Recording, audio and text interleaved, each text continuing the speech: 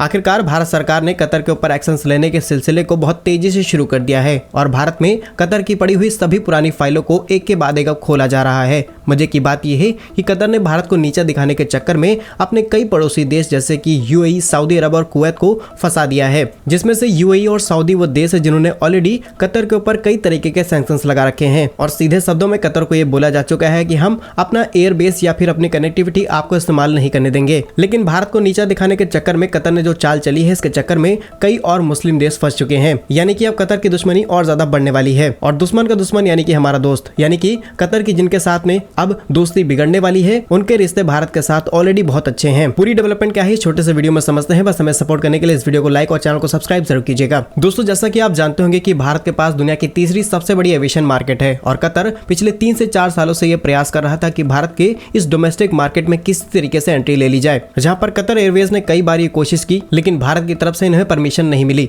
और उसी समय कतर ने भारत को बर्बाद करने की योजना तैयार कर ली और कतर की इस योजना के तहत कतर ने भारत से भारी मात्रा में टैक्स चोरी शुरू कर दी। असल में भारत में आने वाली कतर की जो भी एयरलाइंस है वो अपनी सारी पेमेंट्स कतर एयरवेज की सब्सिडी कंपनी जो कि भारत के अंदर है वहां से नहीं करते हैं, बल्कि ये सारी पेमेंट हेडक्वार्टर से यानी कतर से की जाती है। आपको बता दें यहाँ पर कई सारे चार्जेस लिए जाते हैं किसी भी इंटरनेशनल एयरवेज कंपनी से, जिसमें lease rental, crew charges, landing, fueling, इन सभी चीजों की पेमेंट कतर ने भारत से नहीं की बल्कि अपने हेडक्वार्टर से की, जिससे भारतीय यूनिट के तहत उन्हें कुछ % जीएसटी देनी पड़ती और कतर ने यहाँ पर अच्छी खासी टैक्स चोरी कर दी और अप्रैल 2020 से लेकर के सितंबर 2023 के बीच में करीब 57,000 करोड़ रुपए की चोरी कतर एयरलाइंस की तरफ से की गई है। और अब जब भारत सरकार ने यहाँ पर फाइलें खोलनी शुरू की तो पता चला कि यहाँ पर सिर्फ कतर एयरलाइंस नहीं शामिल है बल्कि multiple middle east airline companies जैसे कि Emirates, air Arabia, Oman air, gulf air और कई कंपनीज शामिल हैं जो इस तरीके के एक्टिविटीज करती हुई शामिल हुई हैं। और अगर भारत की एविएशन इंडस्ट्री के बारे में कुछ इंपॉर्टेंट फैक्ट्स आपको बताएं तो भारत की ये इंडस्ट्री अपने आप को बहुत तेजी से एक्सपेंड कर रही है।